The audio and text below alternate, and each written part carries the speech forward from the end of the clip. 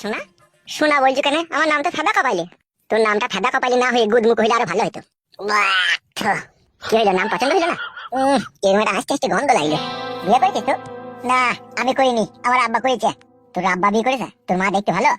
তোমাকে কেন বলবো না? না, তাই জিজ্ঞেস করছি। তা তুই বিয়ে করবি না? করার তো অনেকদিন থেকে ইচ্ছা ছিল, কিন্তু একটা সমস্যা আছে আমার। কি সমস্যা? সমস্যা হচ্ছে হেতিরে কাজ হয় না আমার। তাই নাকি? তা ডাক্তার দেখাচ্ছিস না? ডাক্তার দেখেছিলাম তো, ডাক্তার বলছে তুই ডলাডলি বেশি করেছিস। তা তো করাই বাকি দরকার ছিল তোর। কি আর করবো না, রাত্রে ঘুমাবার সময় ভালো ভালো বৌদিদের পেছন দিকটা মনে পড়তো, দিয়ে ডলি দিতাম, দিয়ে ওরা পিচিক করে বেরিয়ে পড়তো। ঠাড়ো হয় হয় না তাহলে হয় যে আবার টুক করে নেমে যায়, মানে দাঁড়িয়ে থাকে না। ওই হেঁটে ঠাড়ো করার ওষুধ আছে, আমার কাছে নিবি? কই দাও। তুই তো বিয়ে করিস নি, তুই তো বই না, হেঁটে ঠাড়ো করে কি করবি তুই? হেঁটে ঠাড়ো হচ্ছে না বলি তো, নাহলে ও বিয়ে করতে সময় লাগে, আজকে করে দেবো। মেয়ে কোথাও পাবি আজকে তুই? মেয়ে আছে, আমার বাবার বন্ধু মেয়ে আছে, ওরাই কতবার বলছে তোমার ছেলের সাথে বিয়ে দিয়ে দাও, শুধু আমি নিজে থেকে করছি না, আমার হেঁটে ঠাড়ো হয় না বলে। ভালো ভালো। হুম, ওই মেয়েটা দেখতে ভালো? হ্যাঁ দেখতে ভালো তো, গাড়ি একটু একটু মোটা মোটা। দুঃখাচ্ছি তো, অত জায়গা থেকে তোমার একটু দিকে নজর দিতে শালা। কি হইলো, দুম মেরে গেলি যে? মেয়েদের কি দেখে কি? মেয়েরা লম্বা চওড়া ফর্সা, মুখের কাটিং, হাত পা দেখে। তোমার কোনা দেখেছিস কেন? তোমার এটি দেখেছিস কেন? ওটা দেখার কারণ হচ্ছে আমার হেতিরে লাগাল পাবে নাকি সেটা দেখেছি। বাবারে, তুই বিশাল মাংমানি ভাই রে। গাল দিও না, যে লাগাল পাবি মনে হচ্ছে। হ্যাঁ, যদি নিমি না যাই পেয়ে যাবো। এক কাজ কর, মেয়েটাকে বিয়ে করলে তারপর তোকে ওষুধ দিয়ে দেবো। ঠিক আছে, তাই হবে। আর একটা কথা, মেয়েটাকে দেখার সময় আমাকে সাথে করে নিয়ে যাবে, ঠিক আছে? ঠিক আছে, নিয়ে যাবো। তুমি থাকবো কোথা? আমি এখানেই বসে আছি, এরই থাকবো। কই রে বন্ধু, ফুটো মেরে দিয়েছি গুইতো। গুইতো মেরে দিয়েছি বন্ধু। ও, তুমি হাঁটছো কেন বাড়া? তোমার বন্ধু কোনে কাঁদছিল, তুমি হাঁটছো? কে কাঁদছিল? এটা কে? কেন, ও আমার বন্ধু? ওই তো কাঁদছিল। কি ব্যাপার, কি রে ফুটো, তুই কাঁদছিলে? কি কাঁদা? কাঁদছিল হাউ মাউ করে। কি রে ফুটো, ও কি ঠিক বলছে? কি করবো, না কিন্তু উপায় আছে, বল। কেন, কি হয়েছে কি?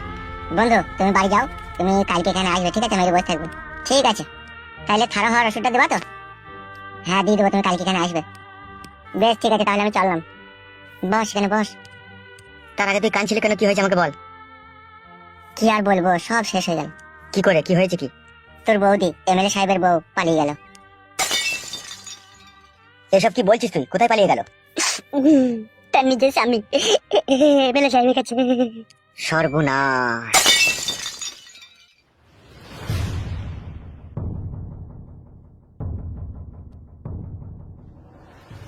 এই জামাটা পরে তোমাকে কিন্তু আজকে খুব সুন্দর লাগছে, একদম হিরো হিরো লাগছে। আমারও সেই ছোটবেলা থেকে আমার হিরো হওয়ার খুব শখ ছিল। এই কথা তো তুমি আমাকে আগে বলনি, তোমার হিরো হওয়ার খুব শখ ছিল। কি করে বলবো, হিরো হতে গেই তো বাবা বললো তো হিরো হইস না, হিরোটা বিশাল মার খায়, তো ভিলেন হ। তো আমিও চিন্তা ভাবনা করে দেখলাম, আমি যদি ভিলেন হই তাহলে লোকে আমাকে খারাপ বলবে, আর হয়নি বউ, কোনোটাই হতে পারেনি।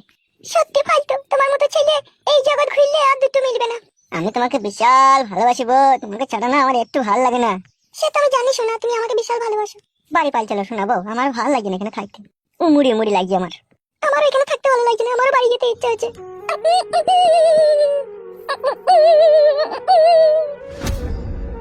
বৌদি তুমি? বৌদি তুমি আবার চলে এসেছো? কাকা বাবু কি রাগা রেগে গিয়েছে তোমার, মানে তুমি ওই ছেলের সাথে পালিয়ে গিয়েছো বলে। ও মেয়েটা কে? এই মেয়েটা লেগে বলছো? এটা আমার বউ। ও, এটা তোমার বউ? হ্যাঁ বৌদি, তুমি তো ইয়ার ভাতারকে নিয়ে পালিয়ে গিয়েছিলা। লজ্জা করে আর কোনো লাভ নেই, যা হবার তো হয়েই গিয়েছে। এখন ভালোই ভালো এমএলএ সাহেব তোমাকে মেনে নিলে আমরা মুক্তি পাই। মানে তোমরা মুক্তি পাও মানে? মানে হচ্ছে বৌদি, তুমি চলে যাওয়ার পর এমএলএ সাহেব আমাদেরকে এখানে রেখে দিয়েছে। কিসের জন্য রেখেছে এখানে? ওই এমএলএ সাহেবের খাবার দাবার তৈরি করে ভাত তরকারি রাঁধবে, সেই জন্য। কেন আমার মেয়ে রাঁধতে পারছে না? কাকা বাবু তার মেয়েকে রাঁধতে মানা করেছে। তাই নাকি? হ্যাঁ বৌদি, তুমি বাড়ি এসে বাড়িতে থাকো, আমি এমএলএ সাহেবকে ডেকে আনছি। কি আর বলবো বোন, তোমাকে বলার কোনো ভাষা নেই। তোমার স্বামী আমাকে লোভ লালসার জালে বিষয়টা ফাঁসিয়ে খুব দিয়েছে। কষ্টদায়ক, কিন্তু কষ্টদায়ক হলেও আমাকে খুলে বলতে হবে। তুমি নির্ভয়ে নিশ্চিন্তায় বলো কি হয়েছে। হয়েছে বলতে এই যে আমার মেয়েটাকে দেখছেন, টোটাল 8 মাস হচ্ছে বিয়ে হওয়া। জমাইকে 1,20,000 টাকা ক্যাশ দিয়েছি, একটা অ্যাপাচি আটিয়ার গাড়ি দিয়েছি, 2 ভরি সোনা দিয়েছি, ঘরটাকেও সাজিয়ে দিয়েছি আমি। তারপরেও সারা খানকির ছেলে সুইরের বাচ্চা এত বড় বৈদ্য জমায় আমার মেয়েকে বলে কিনা খাটের উপরে জায়গা হবে না। এরকম সমস্যা তাহলে বলবেন তো, আমাদের খাত তো ফাঁকাই পড়ে থাকে। কি এসব বাজে বাজে কথা বলছেন আপনি? হামসাফার, জি ভাইজান, এনিথিং রং? হোয়াট ননসেন্স, কার সাথে কি বলতে হয় সেটা জানিস না? I am sorry. Bikash Dutta বাবু, আপনার কাছে অনেক আশা ভরসা নিয়ে এসেছি, আপনার লোকের মুখ থেকে এরকম কথা শুনবো আমি ভাবতেই পারছি না। বকে দিয়েছি তো, বকে দিয়েছি কিনা? হ্যাঁ, তো ঘটনার মূল বিষয় যেটা ছিল, তোমার মেয়েকে তোমার জামাই তার খাটের উপরে শুতে নিচ্ছে না, কি তাই তো? হ্যাঁ, ঘটনাটা হচ্ছে সেটাই। তার সাথে শাশুড়ি আর ননদ খুব জ্বালাতন করছে আমার মেয়েকে। আমি ছেলেটার গ্রামে গিয়ে ওখানকার পার্টির লোকজনকে বলি এই বিষয়টা, ঠিক আছে? তা ওদের ওখানে একটু প্যাকিং জোর বেশি, ওই জন্য আমার কথা কেউ গ্রাহ্য করছে না। তো আমি চিন্তা ভাবনা করে দেখলাম আপনাকে এই বিষয়টা বলা খুবই প্রয়োজন, তাই বলতে এলাম। এই যে মেয়ে, তুমি আমার কাছে আসো তো একবার। শ্বশুর বাড়িতে তো তুমি থাকো, তুমি একটু পরিষ্কার করে খুলে বলো তো, তোমার বাবার কথাটা কিছুটা ঘোলা ঘোলা ভাব লাগলো আমার। না না, আমি ঘোলা বলিনি, আমি ঠিকই বলেছি। ঠিক আছে, তুমি চুপ করো। হ্যাঁ বলো তো, ঘটনাটা কি ঘটেছে? কি আর বলবো এমএলএ সাহেব, স্বামীর ঘরে সুখে সংসার করতে গিয়ে একদিকে কান্না করতে হয় আর একদিকে ভাত খেতে হয় আমাকে। তাই নাকি? শুধু কি তাই, রাত 12টা একটা সময় মদ গেঁজা খেয়েছে আমার স্বামী, আমাকে যা ইচ্ছা তাই করে মারবে। যখন মদ খেয়ে মারতে থাকে তখন পরনের শাড়িটাও খুলে নেয়, এমন বারোচোদা স্বামী আমার। কি রে ল্যাংচা, কালকে একটা ফেসবুকে কি একটা যেন ঘটনা দেখাচ্ছিলি আমাকে? হ্যাঁ বড় ভাই, ওই স্ত্রী স্বামীর পুরুষ অঙ্গ কেটে নিয়েছিল। কি বললো, তুমি শুনতে পেলে? শুনতে পেয়েছি এমএলএ সাহেব, কিন্তু সেটা আমি পারবো না। বড় ভাই, এ স্বামী ভক্ত মেয়ে, এ পারবে না গো, এ অন্য মেয়ে হলে পাইতো পুরুষ অঙ্গ কেটে নিতে। তাহলে তুমি বলতে চাইছো তুমি পারবে না, তাই তো? এমএলএ সাহেব, এরকম শিক্ষা দিয়ে আমরা মেয়েকে মানুষ করিনি যে স্বামীর বাড়িতে গিয়ে আমার মেয়ে একটা অন্যায় কাজ করবে। শোনো হিমাচল বাবু, বর্তমান যা যুগ পড়েছে, যদি কোনো মেয়ে তার স্বামীর ঘরে যেই শক্তপোক্ত হয়ে যদি না থাকে, তো তার সংসার করাই সেখানে কঠিন ব্যাপার হয়ে পড়বে। তাহলে আপনি যেটা এখন বলতে চাইছেন, জমায়ের পুরুষ অঙ্গ কেটে নেবে নাকি? পুরুষ অঙ্গ কেটে নেওয়াটা হচ্ছে লাস্ট ফিনিশিং, যখন আর তোমার মেয়ে তার সংসার করবে না তখন সে কেটে নিয়ে চলে আসবে। উজা খান কি ছেলে জমাই, ওর পুরুষ অঙ্গ কেটে নেওয়াই দরকার। এই মেয়ে শোনো, জি বলুন এমএলএ সাহেব। তোমার যে স্বামী, সে তোমাকে কি কারণে দেখতে পাচ্ছে না, কেন দেখতে পাচ্ছে না, যদি একটু ডিটেলসে বলতে। মেন ঘটনাটা হচ্ছে এমএলএ সাহেব, আমার যে স্বামী আমার ননদের বান্ধবীর সাথে তার একটা ঘনিষ্ঠ ভালোবাসার সম্পর্ক আছে, তার সাথে সে সব রকম নোংরা কাজ করে, আর সে তাকেই চাই, সেই জন্য আমাকে সে দেখতে পারে না। শরীরের ভিতরে তাহলে ভূত ভরা। এ ফেদা সহ্য করবো কি করে রে? যেখানে সুই চলে না সেখানে ফাল চালিয়ে দিচ্ছি রে। তো এই ঘটনাটা তোমার শ্বশুর বাড়ির লোকজন কেউ জানে না? সবাই জানে, সবাই মেনে নিয়েছে, আমাকেও মানতে হবে। কিন্তু এমএলএ সাহেব, আমার মেয়ের পক্ষে সেটা তো সম্ভব নয়। হ্যাঁ বলেন। টাকা পয়সা সোনা দানা বরযাত্রী এত কিছু তোমার বাবা খাইও তোমাকে খাটের উপরে শুতে লিছে না, আবার অন্য মেয়ের সাথে রিলেশন। এসব পুরুষ অঙ্গ কেটে নেওয়াই দরকার। ঠিকই বলেছে বড় ভাই, এ বাঁশও থাকবে না বাঁশুরিও বাজবে না, ভালোই হবে। ও এমএলএ কাকা, কি হলো বে? শালা হারামি মানুষের পিলি চুমকি দেয় মনে হচ্ছে চিল্লায়। এত দড়ি হেপে এলি, কি হয়েছে কি? না কাকা, তোমরা কথাটা বললাম, মিটিং করলাম, দিয়ে লাস্টে বলবো। শালা হারামি কেনা উট পাটাঙ্গা মার দেবো, কি হয়েছে কি বে? খুলে বলবে। তোমার বউ বাড়ি এইছে, দেখো গা। কে বললো কে তোকে আমার বউ বাড়ি আইছে? আমি কানা নাকি, আমি চোখে দেখতে পাই না নাকি, আমি যে চোখে দেখলাম। এসব কি বলছি রে? হইতেও পারে বড় ভাই, যে বোকা চোদা লিয়ে গেলো সে তার জমিদার নয় যে আপনার বউকে সারা জীবন খাওয়াবে পড়াবে, খাওয়া দাওয়া শেষ ওই জন্য পাঠিয়ে দিয়েছে। এমএলএ সাহেব, তাইলে আমার এই মেয়ের সংসারটা কি হবে? তোমার মেয়েকে তোমার জামাইয়ের পুরুষ অঙ্গ কেটে নিতে বলো গা, তাহলে সব সমস্যার সমাধান হয়ে যাবে। শোনো, যেটা বলে না পারবা সেটা কলে মারতে হবে, কি বললাম বুঝতে পেরেছো? জি এমএলএ সাহেব, বুঝতে পেরেছি। ঠিক আছে, এখন যাও।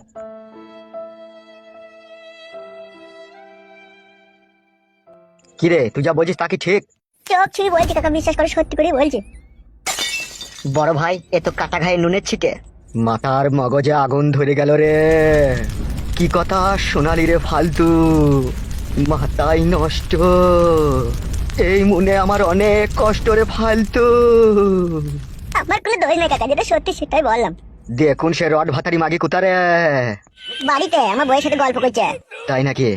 জি কাকা। বে বুকাচ্ছি দা, তাকে কথা বলতে পারছি না। তোমার বউ বাড়িতে আছে, তুমি যাবাতে চলো আমার সাথে। কইছো দেখছি।